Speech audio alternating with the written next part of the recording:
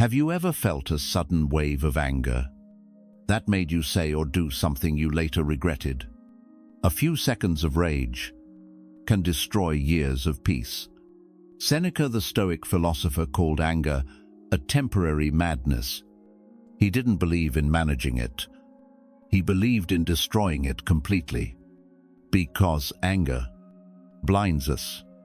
It makes us a slave to our emotions. It pulls us away from reason and drags us into chaos. Marcus Aurelius once wrote, "You must keep the mind centered on what it can control." But in anger, we lose that center. In this video, you'll discover 10 life-changing rules from Seneca, timeless Stoic wisdom to help you rise above anger and reclaim your peace.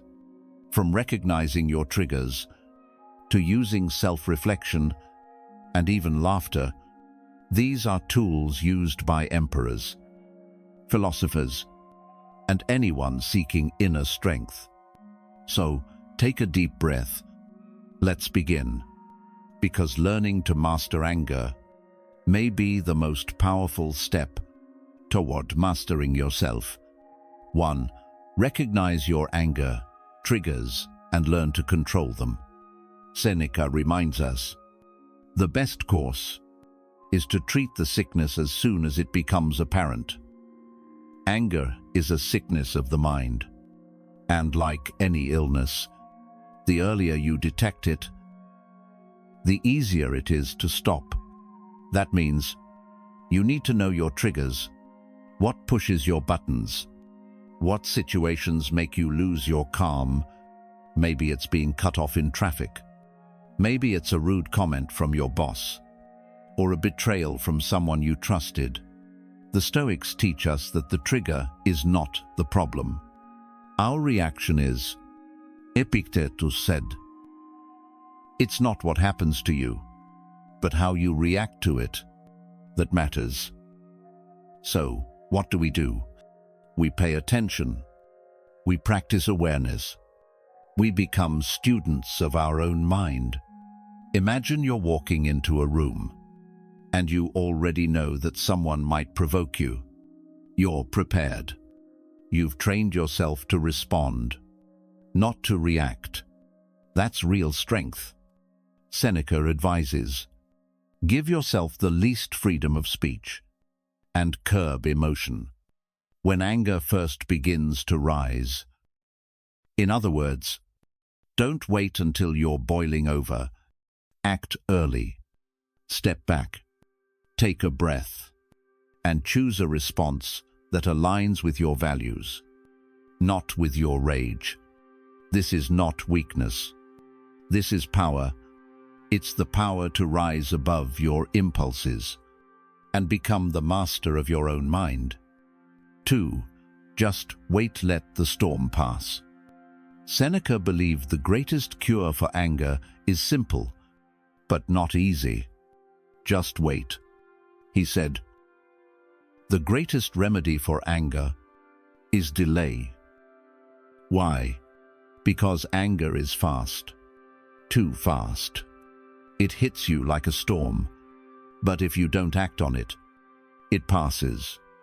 Think about the last time you were furious. Maybe you wanted to send that angry message, say those sharp words, make that dramatic decision.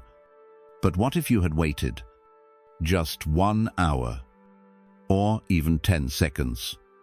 Would you have made the same choice?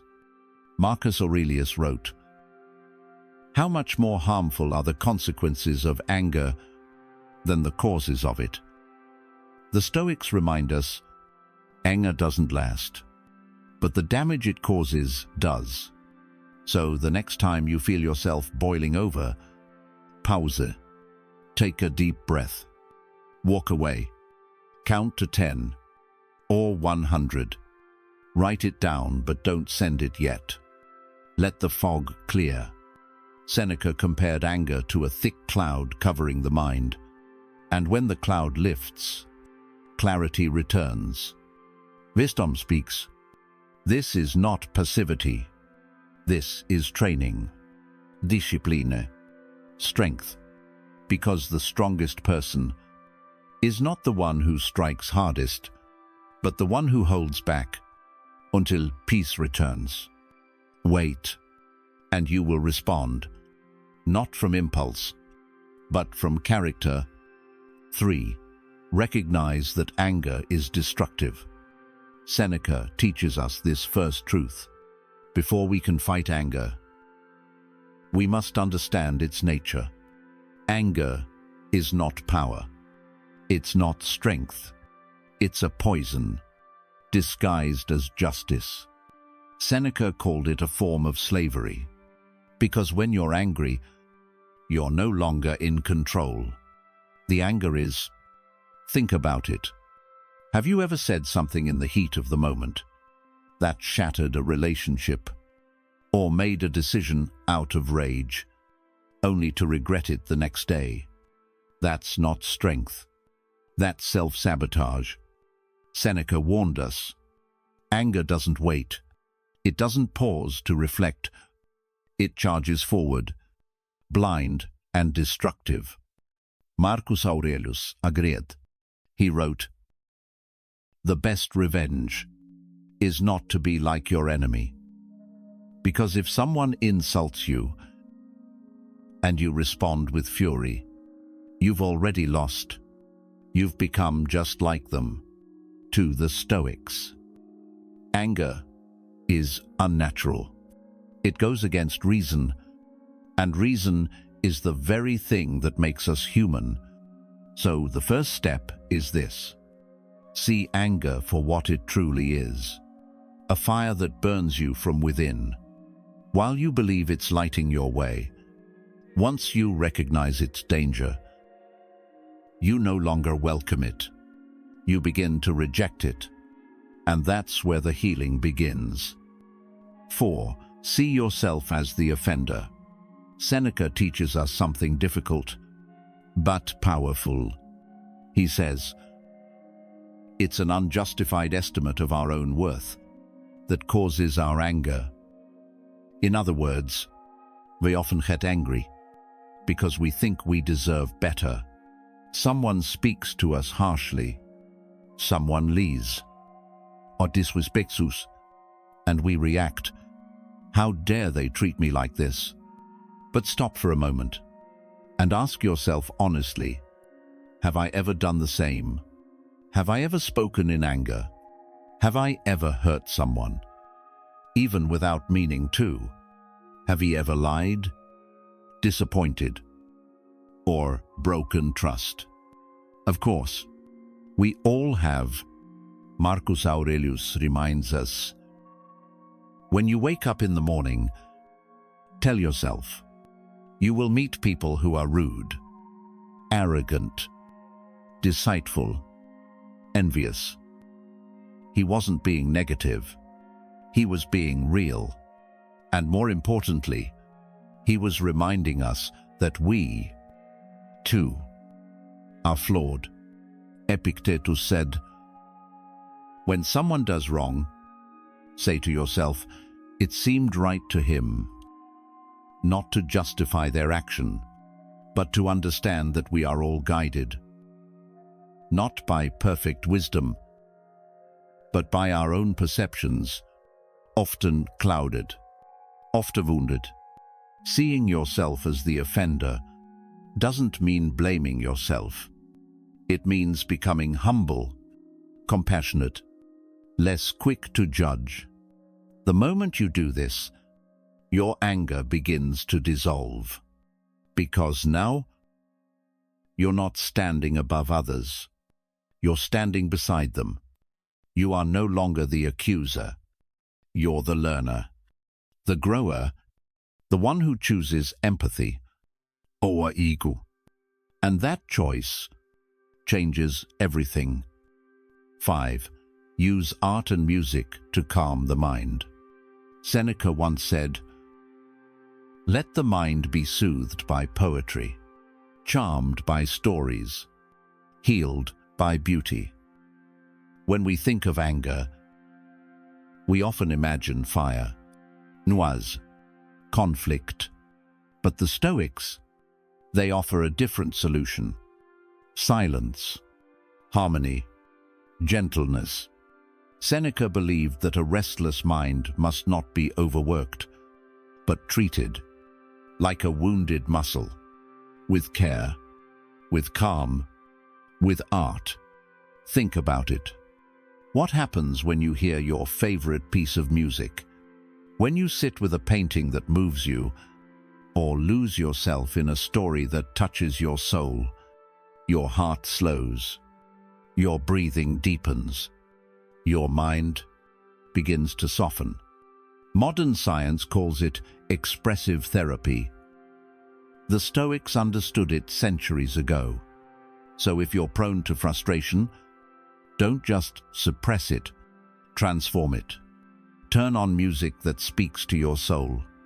Read something beautiful. Write your thoughts in a journal.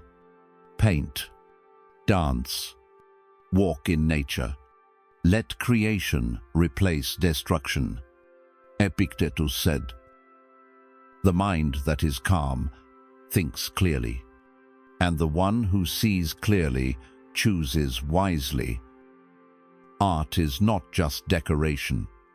It's medicine. It slows the momentum of anger and restores tranquility. So when your thoughts feel heavy and the world feels loud, turn to beauty, not to battle. Let music be your shield. Let poetry be your sword. And let calmness be your victory. 6. Heal rather than punish. Seneca asked a profound question. How much better is it to heal a wrong than to avenge one?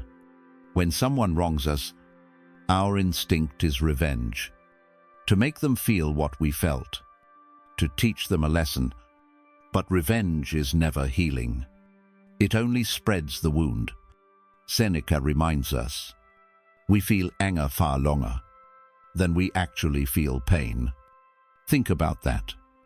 The moment someone insults you, the pain may last seconds, but the anger can last for days, or even years. We carry it, feed it, and call it justice. But it's not justice. It's imprisonment.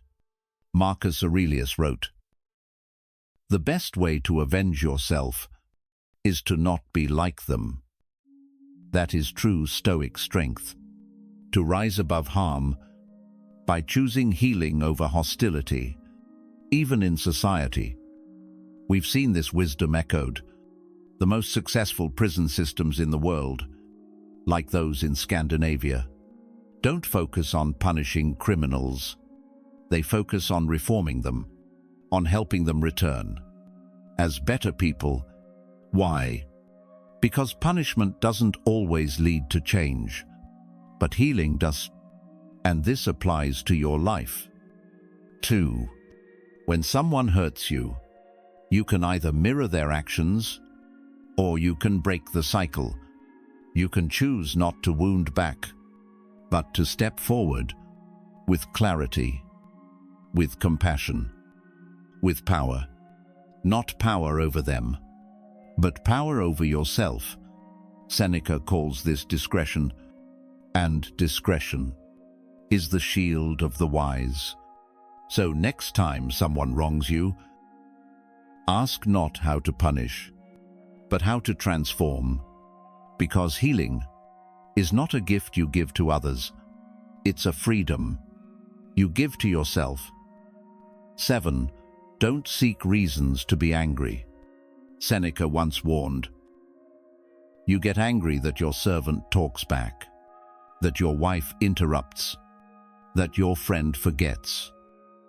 But the truth is, you were looking for a reason." Many people go through life with a mindset that's ready to explode. They carry their stress like a bomb with a short fuse, and they search, often unconsciously, for something to light it. But Stoicism teaches the opposite. Marcus Aurelius wrote, You have power over your mind, not outside events. Realize this, and you will find strength. The Stoics believed that most of our anger comes from misplaced expectations. We expect the world to be fair. We expect people to think like us.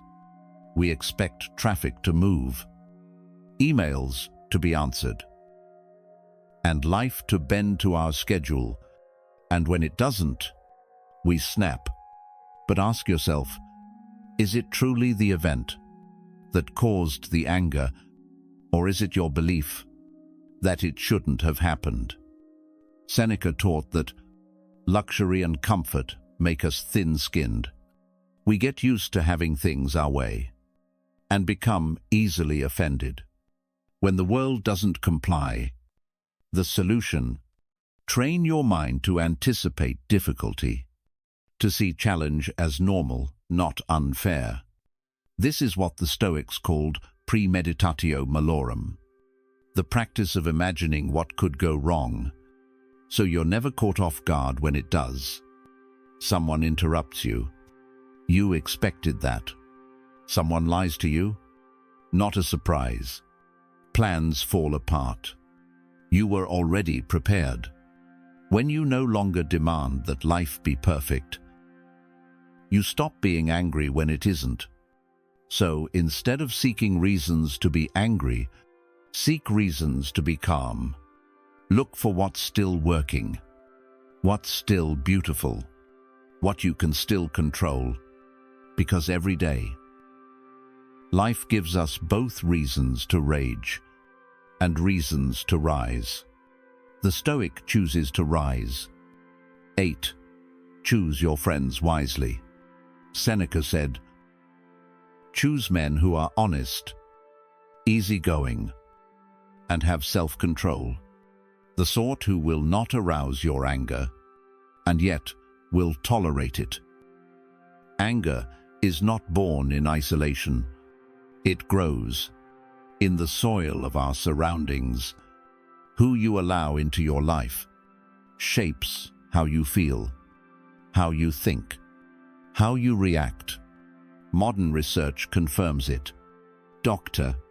David McClelland of Harvard found that 95% of your success or failure can be traced back to the people you spend the most time with.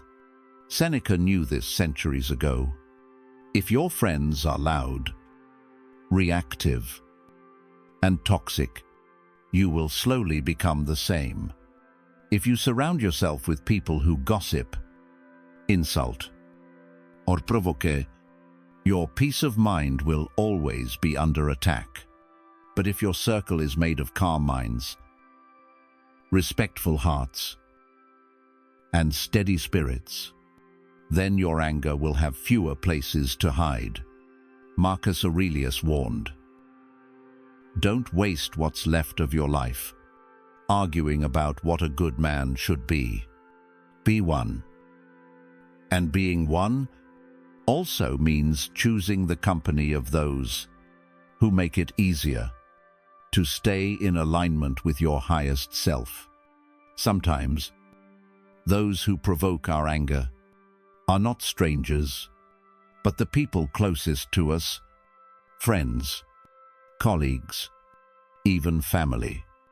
And yes, it's hard to walk away, even from what hurts. But the Stoic path is not the easy one. It's the one that leads to inner peace.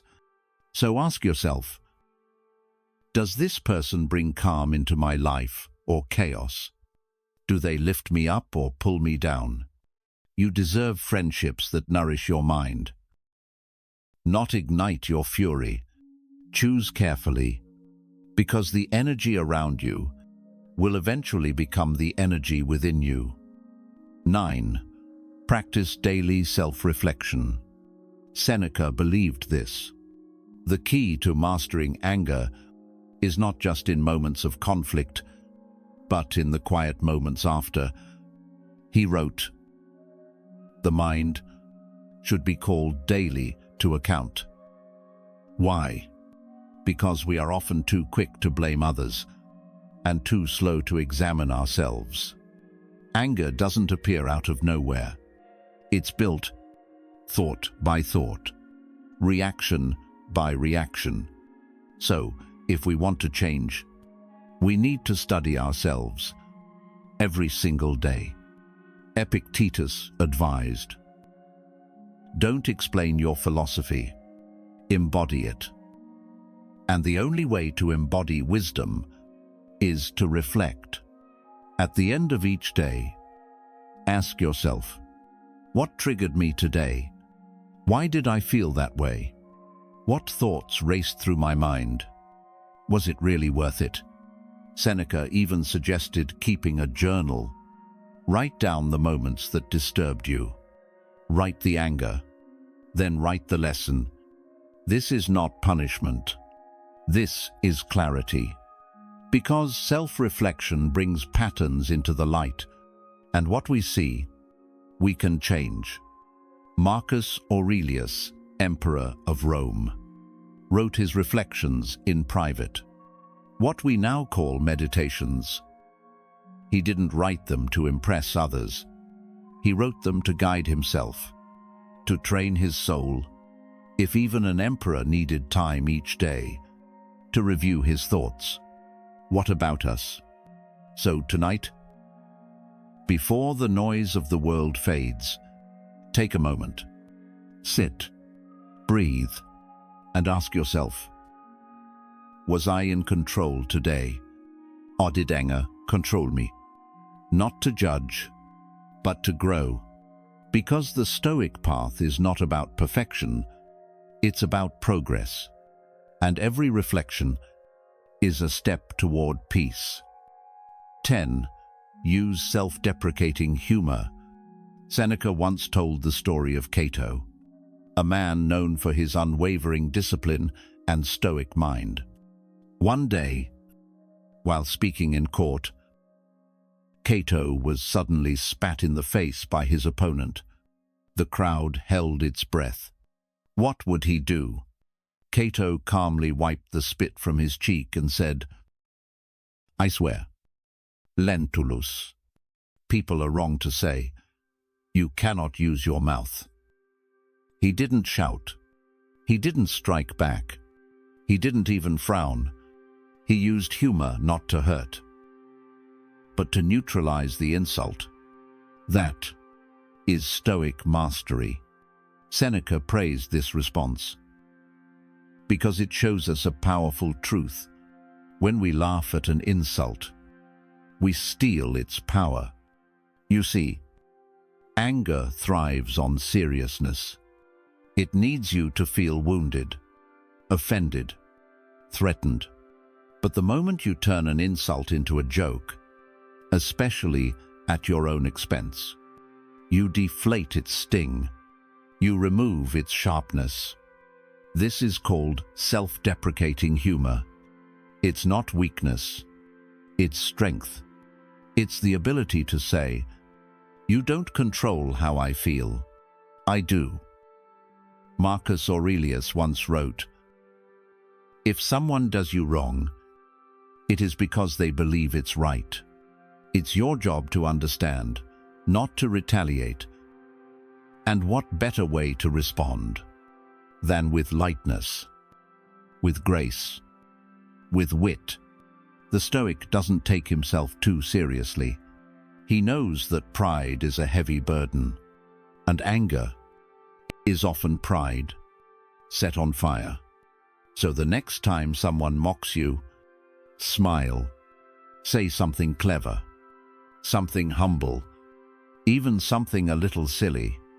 Because when you can laugh, not in spite of the pain, but through it, you show the world that your peace is unshakable. And that is true power. Anger is easy. It takes no effort to explode, no wisdom to react, but to remain calm, to stay in control, to choose peace. That takes strength. That takes practice. That takes philosophy. Seneca Marcus Aurelius, and Epictetus. They didn't write for fame. They wrote for clarity, for courage, for people like us who struggle and want to do better. You now have 10 tools, 10 rules forged by time, not to suppress your emotions, but to master them, to free yourself from their control. So the next time anger rises, pause. Remember, you are not a slave to emotion. You are a student of reason, a guardian of your peace. And if you stumble, that's okay. The Stoic path is walked step by step, moment by moment. Reflect, learn, begin again. If this video brought you value, consider subscribing and explore more timeless Stoic wisdom to help you live with purpose and with peace. Thank you for watching, and until next time, stay still, stay strong, stay free.